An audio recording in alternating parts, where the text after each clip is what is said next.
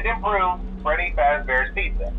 I'm here to talk you through some of the things you can expect to see during your first week here and to help you get started down this new and exciting career path. Now, I want you to forget anything you may have heard about the old location, some people still have a somewhat negative impression of the company. That old restaurant was kind of left to rot for quite a while, but I want to reassure you, Fazbear Entertainment is committed to family fun and above all, safety. They've spent a small fortune on these new animatronics. Facial recognition, advanced mobility. They even let them walk around during the day. Isn't that neat? But most importantly, they're all tied into some kind of criminal database so they can detect a predator a mile away. Heck, we should be paying them to guard you. Now that being said, no new system is without its kinks. You're only the second guard to work at that location. The first guy finished his week but complained about conditions. We switched him over to the day shift. So, hey, lucky you, right? Mainly he expressed concern that certain characters seemed to move around at night and even attempted to get into his office. Now, from what we know, that should be impossible. That restaurant should be the safest place on Earth. So while our engineers don't really have an explanation for this, the working theory is that the robots were never given a proper night mode. So when it gets quiet, they think they're in the wrong room. So then they go try to find where the people are, and in this case, that's your office. So our temporary solution is this. There's a music box over by the prize counter, and it's rigged to be wound up remotely. So just every once in a while, switch over to the prize counter video feed and wind it up for a few seconds.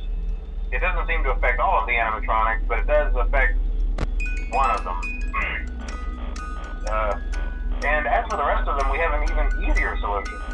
You see, there may be a minor glitch in the system, something about the robot seeing you as an endoskeleton without its costume on and wanting to stuff you into a suit. So hey, we've given you an empty Freddy Fazbear head. Problem solved. You can put it on any time and leave it on for as long as you want. Eventually anything that wandered in will wander back out. Something else worth mentioning is kind of the quirky modern design of the building. You may have noticed there are no doors for you to close.